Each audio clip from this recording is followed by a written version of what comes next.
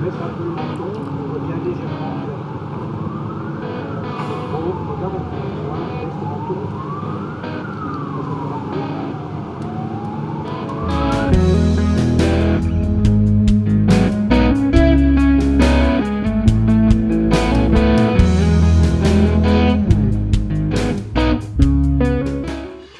Bonjour tout le monde, bienvenue pour cette émission qui sera la première d'une série où je vais aller à la rencontre de photographes dont j'admire le travail dans différents domaines. Et pour commencer aujourd'hui, je suis avec mon ami Daniel, grand spécialiste du portrait masculin en noir et blanc. Nous allons apprendre à le connaître, nous allons voir comment il travaille. Pour cette séance, nous avons Andrés qui va nous servir de modèle. Daniel, quelques mots pour te présenter? Alors voilà, je m'appelle Daniel Decaux, je suis photographe. Effectivement, je suis spécialisé depuis quelques années dans le portrait masculin, en noir et blanc. Alors pourquoi, comment j'y suis venu? En fait, j'ai une formation de comédien, donc j'ai fait le conservatoire il y a très longtemps, et puis on m'a demandé de faire des couples pour les comédiens, donc souvent des portraits, et voilà, je me suis rendu compte que c'était pour moi un moyen de rencontrer des gens, c'est-à-dire rencontrer sur un espace parfois très court, et d'essayer de concrétiser en fait ce que je ressens quand je vois une personne en faisant son portrait. Alors parfois c'est réussi, parfois c'est raté, parce que quand on ne connaît pas les gens, on a une première image, et si on dispose de très peu de temps, voilà, si on a 20 minutes, c'est clair qu'on n'arrive pas à gratter cette image pour voir ce qu'il y a derrière. Donc le portrait est beau, mais pour moi, c'est pas tout à fait une rencontre qui se concrétise sur un portrait, entre guillemets, réussi. Et oui, c'est changé. Oui, je bougeais un peu. Et d'un point de vue pratique, comment tu abordes tes séances? Tu préfères les préparer, découvrir sur le moment pour pouvoir improviser en plus de liberté? Tu as une technique particulière? Alors ça dépend si c'est une commande en fait, ou alors si c'est vraiment une recherche que je fais personnellement, à titre personnel. Si c'est une commande, j'essaie quand même de goupiller les deux, c'est-à-dire d'un peu réaliser ce qu'on me demande de faire. Donc parfois les gens ont des demandes très précises, je veux du noir et blanc dur, je veux quelque chose de plus soft, je veux être situé sur un studio à fond blanc ou noir, ou je vais être en extérieur. Ouais. Donc je me mets quand même au service de la personne qui me commande un portrait, et j'essaie quand même toujours de faire fonctionner un petit peu ma façon de travailler, c'est de un petit peu gratter, voir ce qu'il y a derrière. Et puis quand je fais des recherches, ça dépend. Des fois ce sont des portraits, vraiment le portrait, le close-up vraiment sur le visage. Mais ce qui m'intéresse par exemple aujourd'hui, c'est de situer une personne dans un décor. Donc là, parfois je prépare, en disant tiens, je vais au repérage et je vois un lieu qui correspond à ce que je cherche, c'est-à-dire en général ce sont des lignes horizontales, verticales, Plus sur la géométrie que la nature ou autre. Non, je ne suis pas très nature. Plus urbain, géométrie. Dans la vie, je suis plus nature, mais en photo, ce qui m'intéresse en fait, surtout pour le noir et blanc, c'est les lignes et les contrastes, ce qui me permet de faire des contrastes entre des lignes noires et des lignes blanches. Et toute la gamme des gris qu'il y a entre le blanc et le noir, qui est, à mon avis, plus subtile qu'une photo très contrastée, où on est dans... C'est très manichéen, quoi. Noir, blanc, bon, méchant, voilà, il y a cette connotation qui ne m'intéresse pas trop. Moi, je travaille plus dans le gris, en fait. Et d'un point de vue technique, j'ai vu que tu apportais énormément de soins au niveau de ton traitement de la lumière. Tu es plus sur un naturel, studio, tu fais les deux, tu es sur le flash, Alors le flash, non. En studio, c'est pas tout à fait un studio, c'est un local. Il y a de très grandes fenêtres, même si je travaille sur un fond uni. On peut dire que c'est vraiment un photographe de lumière. De lumière naturelle, voilà. J'appelle ça, c'est ça que je dis jamais studio, j'appelle ça dans mon local. C'est de la photo à l'intérieur, mais toujours avec une lumière naturelle qui éclaire le modèle, et parfois un petit supplément d'éclairage artificiel, mais mon truc c'est quand même la lumière naturelle. Ok, c'est bien. Et tu n'as jamais ressenti de limitation du fait, je ne sais pas, aujourd'hui on a de la chance, il y a du soleil, il y a des lumières un peu partout. Donc tu as une commande, un jour où c'est gris, sombre, dans un endroit où il n'y a quasi pas de fenêtre, tu gères ça comment? Tu sais quand le client de déplacer sa séance, ou tu essaies de travailler avec ce qu'il y a, mais en disant finalement je sais pas, je n'aurai pas forcément le résultat que je veux. En fait c'est beaucoup plus simple que ça, je dis non. Effectivement, on gagne en simplicité. C'est-à-dire que C'est une façon de faire. c'est peut-être dû parce que aussi. Il faut savoir dire non. C'est ça. En fait, ça vient du fait que mon premier métier, en fait, c'est comédien, metteur en scène. Ouais. Et photographe, même, voilà, pendant tout un temps, j'ai eu un peu de mal à dire je suis photographe, parce qu'il y a des grands noms que j'admire et. On a toujours du mal à dire photographe, Voilà. c'est pas comme métier principal et voilà. Voilà. Par rapport aux grands, grand nom, c'est un peu compliqué. Je suis photographe, moi je fais des Je suis images. photographe comme Mapplethorpe ou je suis photographe comme Henri Cartier-Bresson. Il y a quand même une On est tous d'accord. Voilà, on est tous photographes, mais bon, c'est pas une question d'être doué ou de techniquement. Pour moi, c'est une question d'avoir un univers et de savoir le traduire en photo, en l'occurrence. Mais quand c'est vraiment un truc qui ne rencontre rien de ce qui m'intéresse, comme ce n'est pas mon premier métier, j'ai le luxe de dire non, trouver quelqu'un d'autre qui fera mieux, C'est vrai. moi ça, et ne pas C'est vrai que commencer c'est à être un peu frustré de dire ah, j'ai pas ce que je veux, c'est pas tout à fait ça, voilà, je fais pas, à ce niveau-là je fais pas de compromis. Tu restes vraiment dans le plus. Oui, c'est à la fois un métier et en même temps j'ai envie que ça continue à être presque un hobby pour moi. Et de le faire en amateur, avec le sens premier du mot amateur, c'est-à-dire j'aime faire ce type de photo-là, j'aime pas faire un autre type, donc je le fais pas. Oui, parce que, alors, on peut dire, franchement, tu peux dire que tu es amateur, mais tes clichés sont une qualité tout à fait professionnelle. Oui, J'aurais même dit qu'elle pourrait bien prendre des leçons sur tes clichés. j'ai fait le conservatoire pour être comédien, mais avant ça, j'avais fait une école de photo. J'avais étudié la photo aussi, donc techniquement, voilà, je sais comment. Bon, si je m'étais installé comme photographe à l'époque, je pourrais me dire que je suis photographe professionnel. Probablement, je ne ferais pas ce que je fais maintenant, peut-être pas avec le même plaisir non plus d'ailleurs. Donc voilà, je tiens à ce côté. J'aime photographier. Et je ne fais pas de la photo, j'aime faire mes photos. C'est bien. On va parler un léger chapitre technique. Tu utilises quel matériel? Alors c'est un Canon, pareil Canon. Mark IV, donc 5004.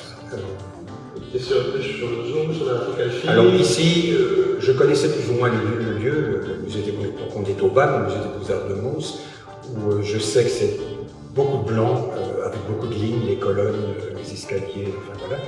Donc je connaissais plus ou moins le lieu, et je me suis dit que j'ai pris un zoom 24-75 pour pouvoir faire à la fois quelque chose d'un peu plus rapproché au niveau d'un closer pour un portrait, mais aussi quelque chose d'un peu plus large. Tu es uniquement sur le zoom. J'ai pris que ça. En ouvre-temps, tu utilises. Quasi quoi. Hein. Je travaille j'ai un objectif 50, j'ai un télé, mais je me rends compte qu'en fait c'est C'est un petit qui te rend plus confortable. Oui, ça me permet de faire, en fonction du lieu où je suis, ça me permet de faire quasi un grand angle si j'ai pas suffisamment d'espace pour reculer. Voilà, je sais que c'est quelque chose de très souple au niveau de la prise de vue qui me permet de. Super. Ben voilà, je pense qu'on a fait une bonne petite présentation. Alors maintenant, c'est bien de parler. Maintenant, on va faire travailler le reste. Enfin, voilà. On va aller regarder Daniel, voir un peu comment il travaille et surtout en tirer des bonnes leçons. Configurer ton écran arrière en noir et blanc pour directement voir le rendu de toute ta gamme de grilles et de disques. Ok. Et ici, ce qui m'intéresse, c'est de voir voilà, ces chaises qui sont bien éclairées et un arrière-plan.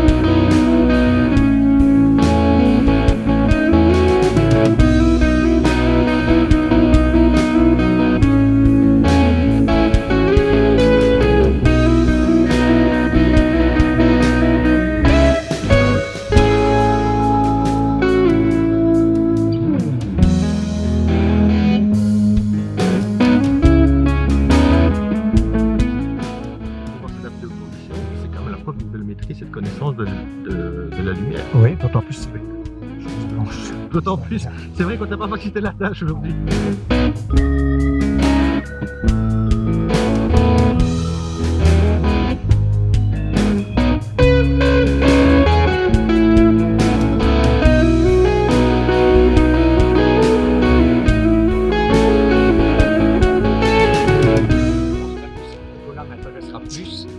Dans la mesure où le mur est l'élément principal de la photo, avec une personne à l'arrière. Alors, ça raconte quoi? Mes photos racontent tout et rien en fait. J'aime pas les choses explicites, donc chacun voit ce qu'il a envie de voir.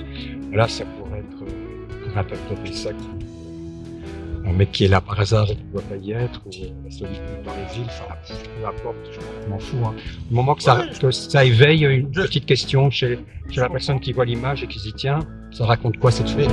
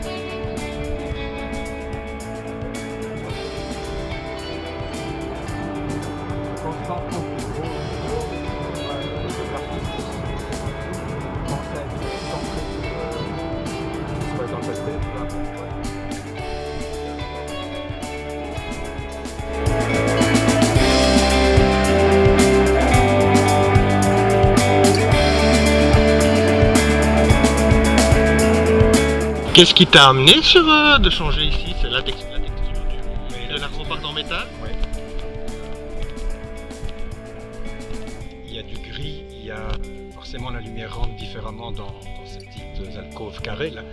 Donc très clair, il y a une profondeur, il y a quelque chose derrière, devant, il y a quand même un décor assez sombre et puis toujours Andrés en chemise blanche. Et c'est sa chemise blanche qui te ramène le contraste que tu recherches? Ouais.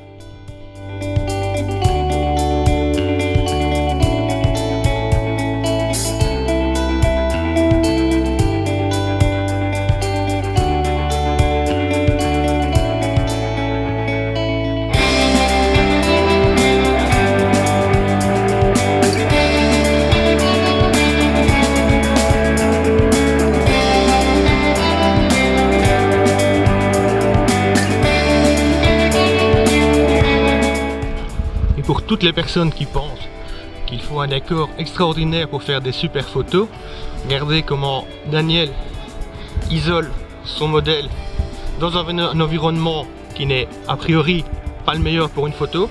Comme vous pouvez le voir, vous avez ici des poubelles, c'est une rambarde en fer, il y a des signes, il y a une machine, je ne sais pas si vous l'entendez, mais derrière vous avez toute la machinerie du chauffage de l'établissement.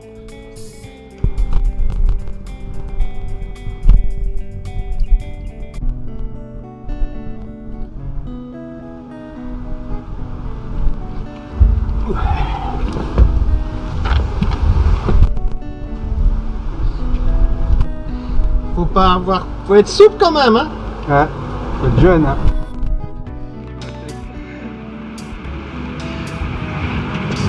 Et la même chose, tu utilises la rambarde.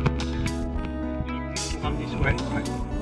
En fait, il y a quasi un point central à l'encontre de cette brèche.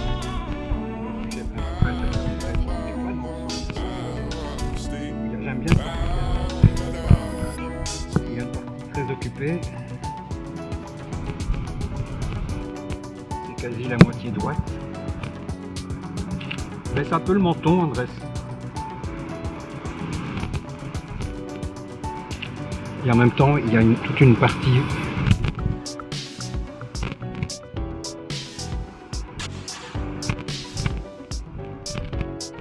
Allez. Alors, on va en faire d'abord, je fais face à moi, au milieu. Alors comme le soleil est quand même très latéral, il faut que légèrement, très légèrement, il y a un peu plus de lumière. Pas le corps, hein, juste la tête. Avance, avance. On va faire mon soleil.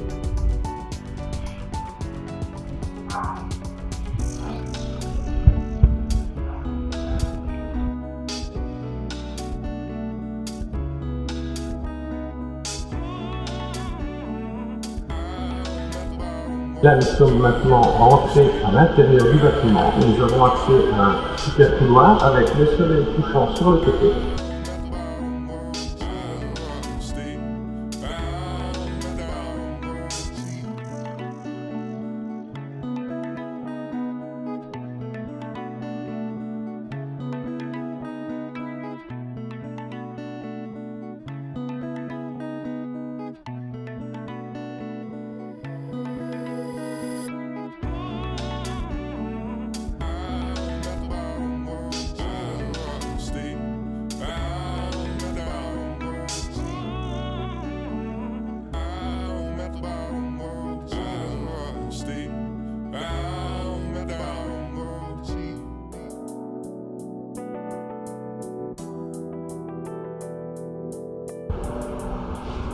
Essayer d'avoir l'ombre. Bouge pas, il reste.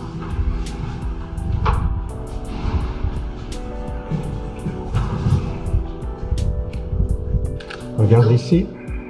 Là, tu t'es déplacé pour jouer avec son ombre sur le mur, c'est ça? Ouais.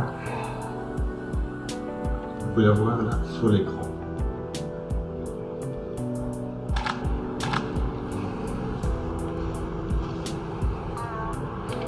J'aime bien les lignes, j'aime bien l'ombre. Oui, c'est important, ça apporte du contraste, ça apporte de la profondeur.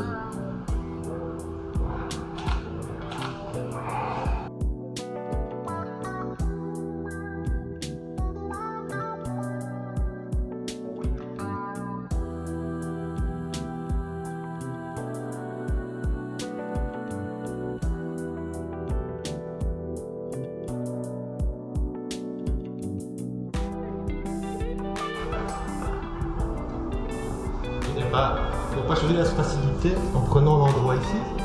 Non. Ah, mais c'est un bel exemple de comment, dans un événement assez compliqué, arriver à tirer des photos qui sont très très intéressantes. En utilisant les conditions à disposition. Bouge pas le corps, mais voilà, le visage un peu plus dans la lumière.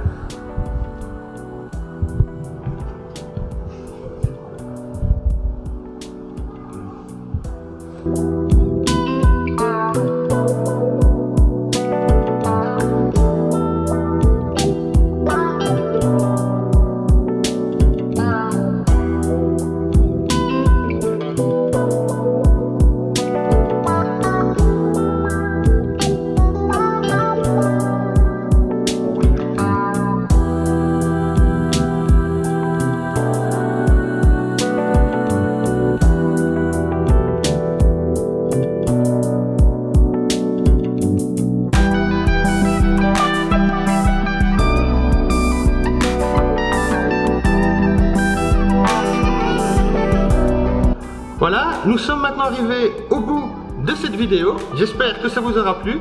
J'espère que ça vous aura surtout inspiré, que vous aurez appris plein de bonnes leçons et plein de bons trucs avec Daniel. Je vous mettrai les liens de Daniel et d'André sur les réseaux en dessous de cette vidéo. Je vous recommande franchement de les suivre.